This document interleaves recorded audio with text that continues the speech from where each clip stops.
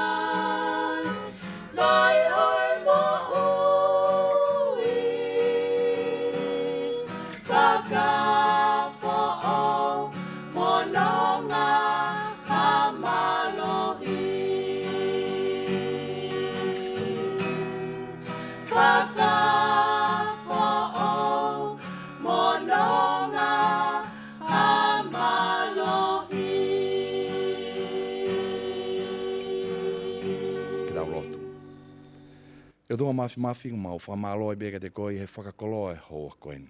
Fia mau ai be mau mo ui, e lava ke mau tuusi be mau wakai ke ngahi tāpua ki whakalangi ko mau inasi ai. mau hanga kita mai ko hi ko pōpuaki o hoa koe ni, mau whaafea ho lau marie, hifo mua whahoko ai pōpuaki koe ni, ke lawa ke mau tari a ho wholofola ke mau mo ui, mau kore ngahi meani e huafa o sisu kalaisko alo, o mau whamu ui emeni. Nā tau lawe whoki he wike ku o si, ki he kawinga mawahe ko ia oe mahu inga e sāpate, kai tau te whito ki he aho ko ia hono whitu. Pena ku lawe ai he wike ku o si, ko uhi nei kai ki aha lawe taha ai wholofola ki he ririu koe ni, i he pōni te utalanoa ai ki he anga ko ia, be moe whaunga hono ririu, oe aho sāpate mehi aho hono whitu ki ha holoaki. Pena ku lawe whoki he wike ku o si, ko uhi ko i kai ke lawe ki ai wholofola, mei koe malanga o pōni, e nofo ia i he historia. He ko historia be taha, o kune whakamatala me kati ki tau tolu, ai whaunga, moeanga ko ia oe liu e sāpate, me he aho hono whitu ki he aho uloaki. Aia koe kawei ngai au pō koe ni, from Sabbath to Sunday.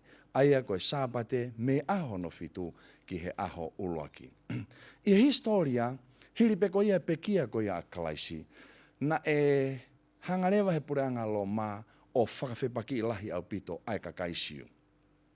Pea koe whakawhepaki koe ni na iai, na kai ke pehe ke whanonga hao haoa. Na whai koe ni e whakawhepaki, ai whakaauha koe ni e he kakai lo mā, kau sōtia ai pureanga o e kakaisiu. Na kai ke pehe ke nofo noa bea e kakaisiu. Na nau toi whakawhepaki ki nau tolu, ki he whakaauha koe ni ai pureanga lo mā.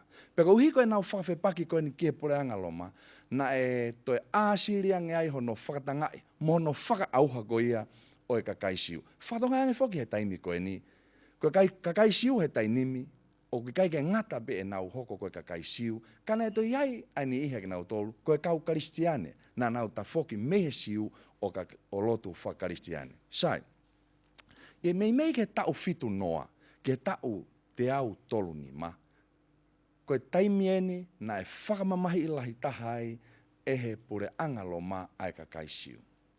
E tau fitu noa i loa e historia, na e tala noa pia ki kite ke ai e sisu, e whakaauhai a Jerusalema. Pia koe tau eni na e whakaauhai e loma a Jerusalema. Pia he nauhanga ko whakaauha, na e rewa mo ni ihi na nau ki whakawhepaki ki ai. Pia waha taimi ke ni o aloha au ke tau te au tolu ni ma, na e toi hoko ai mo e whakaauha lahi ki Jerusalema, pe ki he kakaisiu. Ka ke hanga whuka whakatonga i hoi whanonga i haua koe ni, koe taimi koe ni, koe iai ai lotu siu, pe koe Judaism, pe ato iai rewa, pe moe kau karistiane. Whakatonga i ange whuka, e senturi uloa ki he taimi koe ni, mei koe toko lahi taha e kau karistiane, koe kakai siu. Aia na iai whalukunga kakai lotu e ua he taimi koe ni, aia koe siu, pe koe Judaism, pe moe kau karistiane. Sai, e taimi ngana hanga koe loma koe o whakatanga e koe kakaisiu, na e whainga rewa e kau karistiane ia. Ke nau hanga whakamawahe i ki nau tolu, pia mei he kakaisiu. Ke whakamahino ke kakai loma, ko ki nau tolu e koe kau karistiane. Pia na rewa ngai mea na nau whainga ke nau whakawhelo toi ki ai, pia moe puranga loma, ke whakawhai ke he i ai ki nau tolu, mei he lotu Judaism. Pena lahi bea ngahi mea na nau whinga ke nau hanga whakahoko. Ka i he waha taimi koe ni, tau fitu noa ke tau te au tolu ni ma.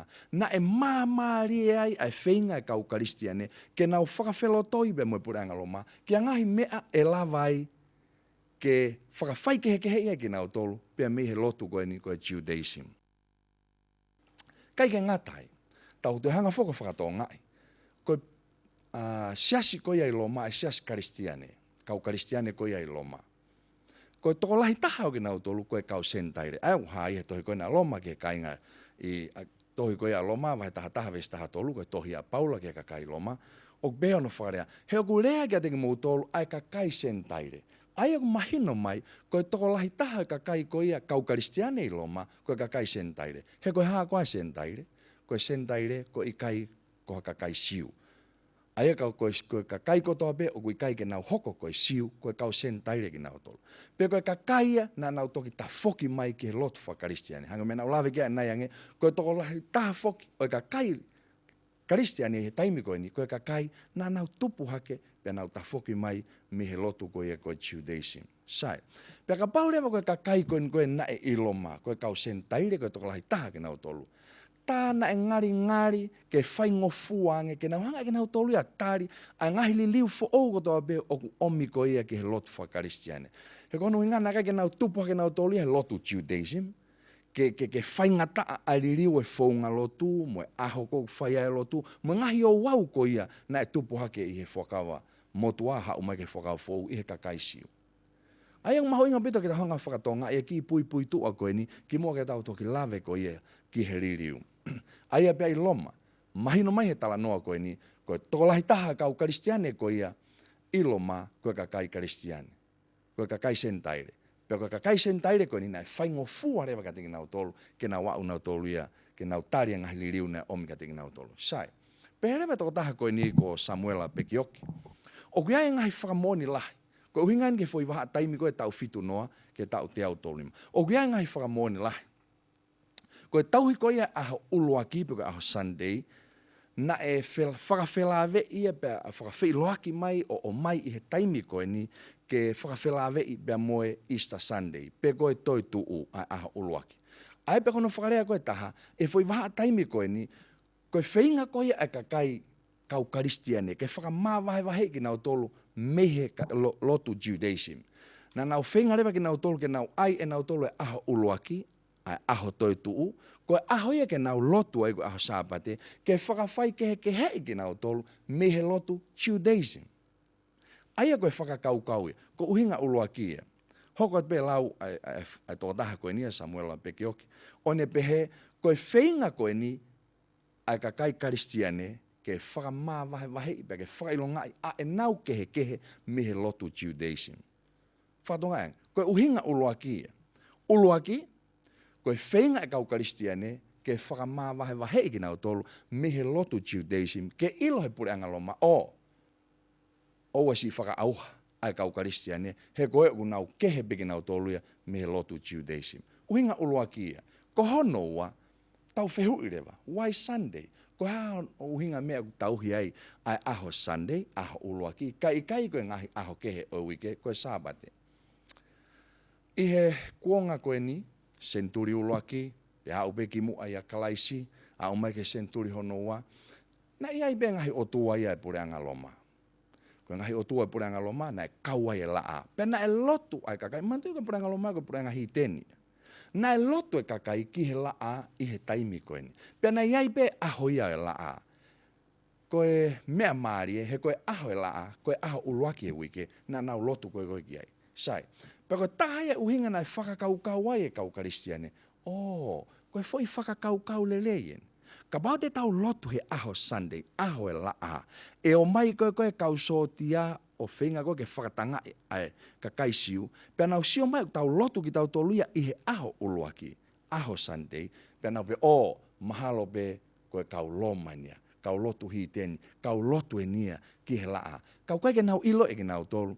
Ta koe lotu e kau karistiane koe ni, koe lotu peka ke o tua muui, kau nau lotu ki nau tolu ia aho ke. Aia koe uhinga lalahi ai ua. Uluaki, koe nau whenga ke mawahe ki nau tolu. Pea mehe lotu Judaism, pea ua ki ai, koe nau whenga ke nau lotu he aho uluaki, aho ia laa, ke whakataha e nau lotu he aho tatau pea moi puranga loma, ke whakamahi no ia nau whai kehe, pea moi lotu ko ia ai puranga siu. Koe unga uhinga lalahi a historia, kua ngau e o lava i koe ririu. Pea mehe aho ko ia, ai tuku au mai, ai whakakaukau koe ririu, mehe aho no fitu o au ke aho uluaki. Aia koe whakakaukau, koe loto ai sia he taimi ko ia, ke na hange e nau whakawhelotoi, pea moe pure angalo mai he taimi ko ia. Ia lau e toko taha koe ni, koe kau karistiane, koe ko nau tolu pe taha nau tae tokanga, ki he māmaari e ko ia nau whakawhelotoi a e nau tui.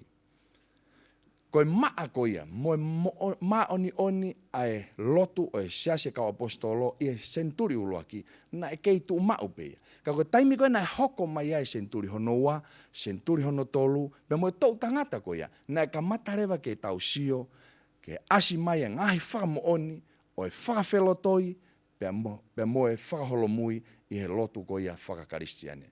Ka pau na koe senturi uluaki en tau iai, te tau kei tau tolu ia, ki he kei maa, moe tau he kau apostolo, ki he mea koe na oange e sisu ke nau mui mai. O magai senturiua, mo senturia no tolu, ka matarewa ke auhia, ai mo oni, ka matarewa ke auhia, pea whakaholo mui e kakai, me mea nei ako naki ki koia e sisu ki he kakai. Ne toke au marewa ke senturia no wha, masi aho fitu tau tolu ataha. Ne toki whakahoko le vai, he empola koe ni iloma, ai koe pure whakapure anga whokenia, whakahoko ai e empola Constantine, ai uluaki tutuuni whakapure anga, ai nia nai pāsi aho fitu koia maasi tau tolu ataha. Whatonga ia ngea. Koe tutuuni le vaini. I he aho koia laa, tuku ki he kau whakamau kotoa bebe moe kakai una nofo koia i he ngahi kolo, ke tāpuni ho nau ngahi whare ngāwe i he aho koia o e laa. Ka i he ngahi whanua koia ki uta, ngahi kolo koia ki uta, ko ke nau tolu koia ku nau ngāwe ki tōkanga, e te nau keif. Tau ataina pe ki nau tolu ke nau ngāwe, whakalao i he aho koia o ku whangofua koia te ki nau tolu. Aia koe fua whakalao eni, ko tutuni whakapure anga, ko omi he tōtaha koe ni, ko empola koe ni, ko Constantine. Sai. Osi mea ai koe tau tolu ataha aho fitu o maasi. Osi mea e tau ia e wha. Whatonga iang. Osi e tau e wha mea ai. Ne toki whairewa e whakataha whakasiasi. Ai ui e whakataha koe ni.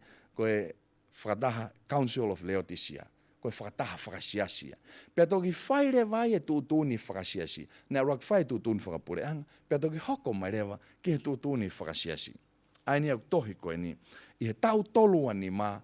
Ko Silvester, ko e pisope ia koe oloma, na ni hanga ori riwa e taitolo ko ia o e uluaki aho, ai ko uluaki aho foku ui ko e Sunday. Ni hanga rewa ori riwa e taitolo o uia ko e aho ia o e eiki. Aho ko ia o e eiki. Pea ne tala mai rewa, ke kau karistiane ko toa pe, i he taimi ko ia, ke ouan anau tauhe ki nau tolo e aho sāpate e aho no fitu, ko e sāpate. Ka ke nau ngāue ki nau tolo e aho ko ia ho no fitu. Ka koe aho koia eiki, te nau whakaapa ki ai, ai koe aho uluaki i he nehanga koe no ririu, whakaapa ki ai, pea ka pau e malawa ke kau karistiane ko toa pe, tala mai, oua na mō ngāue i he aho koia. Sio historia ai. Whaingo fua peke mao historia e koia, pea ka whamoni ki ai a ngahi tohi lahi, ki a ngahi ririu, mo tu au mai koe ni, o ririu o sāpate, me he aho hono fitu ki he aho uluaki. Whatonga hoi whanonga hoa koe ni. Koe mea whakalolo mai taimi nai whai mai ai tūtūni, ai kau taki i he sia he taimi koe ia. Koe kakaina i kai geha nau tohi tapu ia nau tolu. Koe habe lea, ai kau taki, koe wholofola e ke he kakai. Na e tāria he kakai he kono inga, na kai geha nau tohi tapu ia nau tolu, ke nau lau be nau ilomi ai mo oni ko ia, o e wholofola. Tau ilo kotoa be he historia i sia ai whainga e kau tangata, lahi mo iloa e historia lot whakaristiane ke tu whaki ai wholofola ke i nasi e taha kotoa ai. Pea koe helo eni o e kau whakafo ou a Martin Lutero. E ne whainga ko ia ke tu whaki ai wholofola ke i nasi ai taha kotoa pe. Pea koe mea koe nani hanga o taukawe, the Bible and the Bible only as our rule of faith. Koe mea koe na e whainga koe ki ai ke hoko ai wholofola koe makatunga pe e taha, koe mea fua pe e taha ke e tautui. Pea ki whanonga, koe polokalama talafungani, me loto hewani. Talo me he polokalama uloaki. O ku poupou i ka kato e he polokalama koe ni. O i kai koha toe tohi ke. Ka koe tohi tapu pe taha, koe mea fua ia ke e tautui. Koe māma e pa koe tūhulu ia ke e tau whanonga, o ku whai he māma koe ni.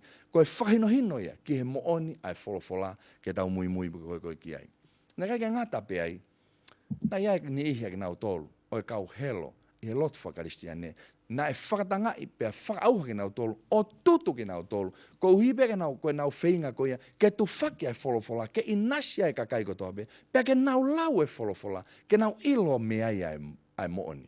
Whawheta, koe ahoni, tau inasi ki tau tolu ia, i he monu ia koe ia. Koe ke toi whakatanga i ki tau tolu ia, tau takitaha e tohi tapu, i api o lau, ke tau ilo ai take e lau maari e, pia moe mooni, pia moe finangalo o tua ke te ki tau tolu.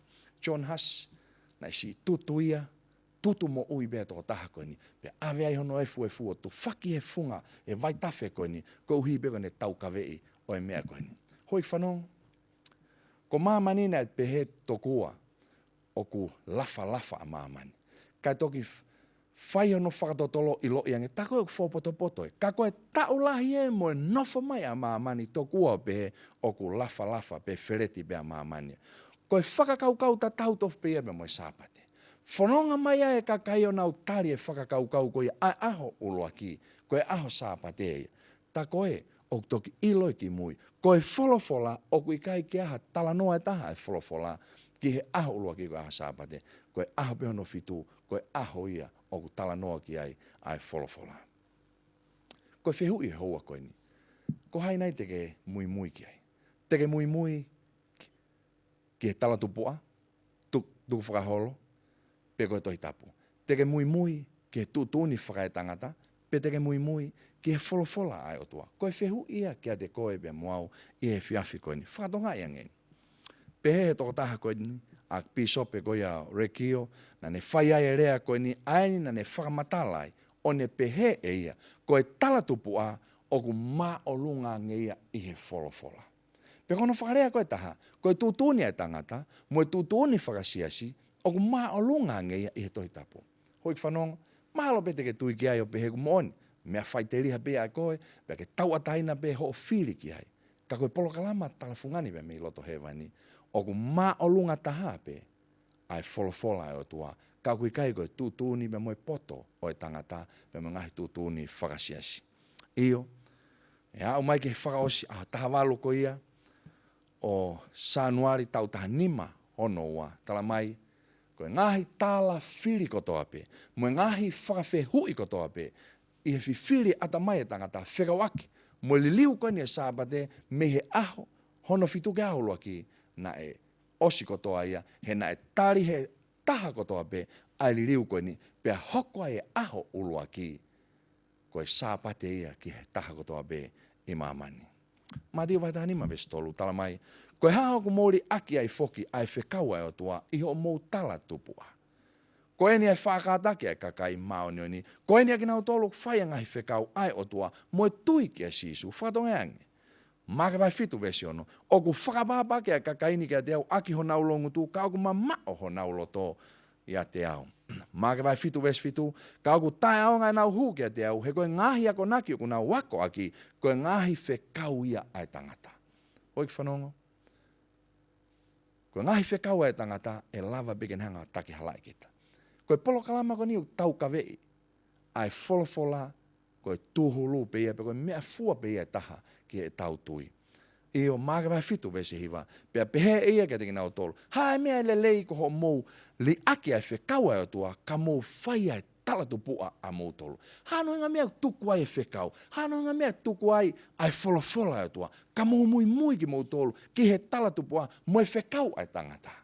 Koe whaamu ai polo kalama koe ni, ke tau tauhi pe tau mui, ki he wholofola koe o tua. Reaksione mai nima vestolu. He koe ni ai ofa ke o tua, koe tau whai kene ngahi whekau, pea koe kai whama mahi a ene ngahi whekau. Io hoi whanongo I hoa koe ni. Tala mai māti vai nima veseua.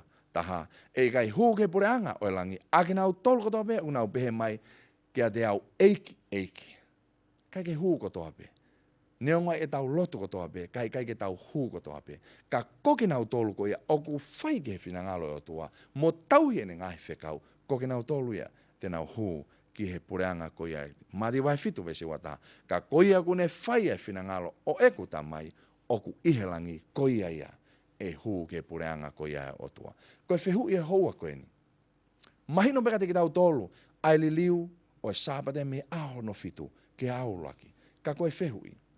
Ko hai teke mui ki ai. Ko hai e hoko ko taki I he aho koe. E hoko ai talatupua, tuku whakaholo, moe tūtūni ai tangata, koe ta taki ai te koe he aho ni. Mahalo pe ongo maarie, ko hiko tau tangata koe ni tau mo ui ai. Ka kou whotu atu.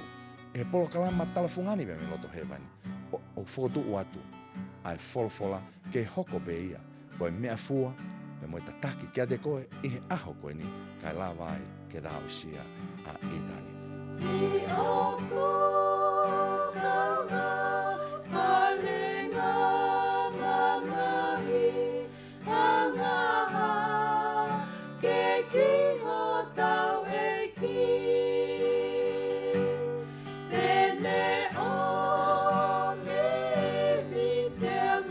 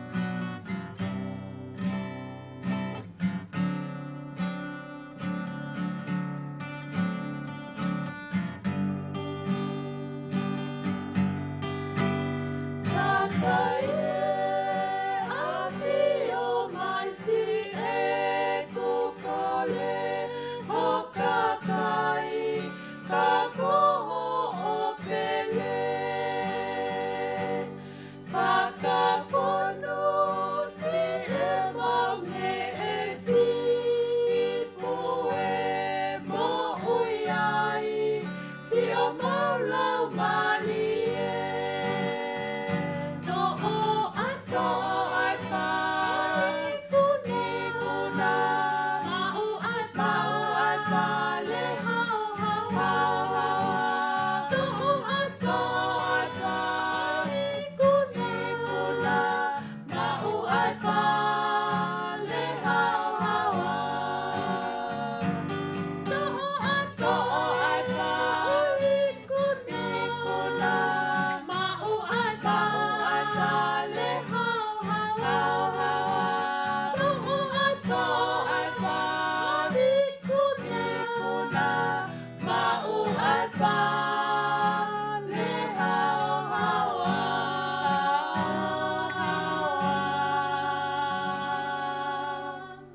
Ke tau lotu. E tua mafi ko mau whamalo ka te koe. I whainga maari e ko mau tala noa i ki ho wholofola. Ka winga whainga tā eiki. E ko lau I miliona mā mani ko nau taria e aho uloa ki ko nau sāpate ia.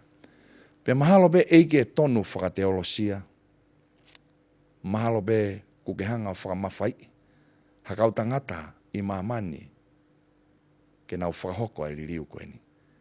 Ka koe mau lotu me mau whaamu e houan. Ke mau aipe mua e pau, ke mau nofo be ke whakahinohino ao wholofola. Ka e lawai ke mau whakapapau. Koe whinanga loia oi otua ke mau tauhi pe mau mui ki ai. Whai tāpue kina, ai lau maari e kotoa beu, nau mamata mai ke polo kalama koe ni ihe houani. Wo korenga hi meani huafa sisu kalaisko alo, ka ko mau whamu ui emeni.